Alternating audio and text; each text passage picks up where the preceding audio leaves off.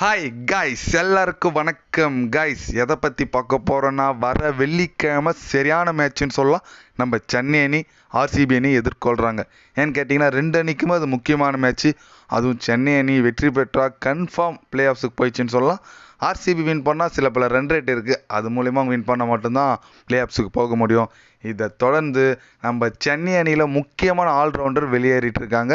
யாருன்னு கேட்டிங்கன்னா மொயின் அலி தாங்க. ஏன்னு கேட்டிங்கன்னா, இப்போது வேர்ல்டு கப்பர் வருது. நம்ம ஐபிஎல் இருக்கிற எல்லா இங்கிலாந்து பிளேயரும் ஆல்ரெடி இதுக்கு போகிறதா, அவங்க நாடு திரும்ப போகிறதா தகவல் வெளியாக இருந்தது. அது உண்மையாயிடுச்சு. இதை தொடர்ந்து வேர்ல்டு கப் இங்கிலாந்து ஸ்குவாடில் இருக்கிற நம்ம மொயின் அலி வைஸ் கேப்டன் அவர் தான்.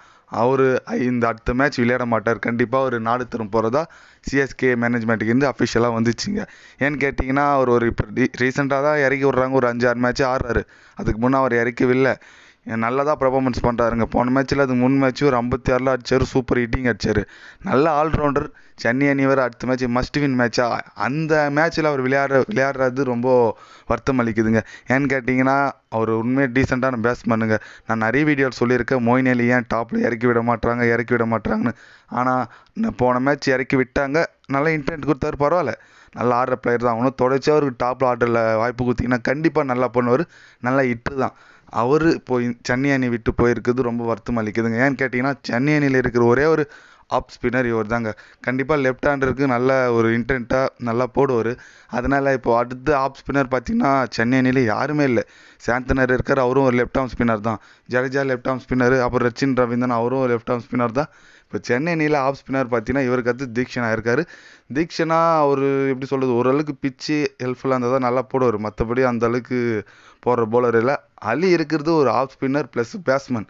அதனால் நல்ல ஒரு அவர் இருக்கிறது டீம் கண்டிப்பாக நல்லது. விக்கெட் டைமில் விக்கெட் நிறைய எடுத்து கொடுத்துருக்காரு.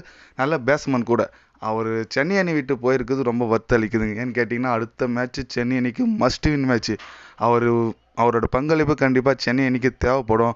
கண்டிப்பாக அவர் நிறைய மேட்ச்சை மாற்றி கொடுத்துருக்காரு. அந்த மாதிரி அடுத்த மேட்ச் அவர் விளையாடி இருந்தால் நல்லா இருந்திருக்கும். ஆனால் அவர் போகிறது ரொம்ப கஷ்டமாக அளிக்குதுங்க. ஏன்னு கேட்டிங்கன்னா, இப்போது பாகிஸ்தான் கூட வர T20 சீரிஸ் விளையாட போகிறாங்க இங்கிலாந்து அணி. இந்த ஐபிஎல் பிளே ஆஃப்ஸ் நடக்க போகிற டைமில் அதில் பங்களிக்கிறதுக்கோசரம் மொயின் அலி, இங்கிலாந்து வீரர் எல்லாமே, ஜோஸ் பட்லர், அப்புறம் ட்ராஃப்லி எல்லாமே கிளம்பிட்டாங்க. சென்னை அணியில் அவங்க போனது பரவாயில்ல, மொயின் அலி போனது தான் நம்மளுக்கு வருத்தமாக இருக்குது. பார்க்கலாம் சென்னை அணி ரீப்ளேஸ்மெண்ட்டாக மொயின் அலிக்கு யார் எடுத்துகிட்டு வராங்கன்னு கேட்டிங்கன்னா, நல்ல ஆல்ரவுண்டர் அவர் போகிறது வருத்தமாக தான் இருக்குது. பார்க்கலாம் எந்த மாதிரி ஒரு டீம் லெவல்ஸ் வந்து மொயின் அலிக்கு பதில்னு சொல்லிட்டு. மொயின் அலி போகிறத பற்றி நீங்கள் என்ன நினைக்கிறீங்கன்னு சொல்லிட்டு கமெண்ட் பண்ணிட்டு போங்க.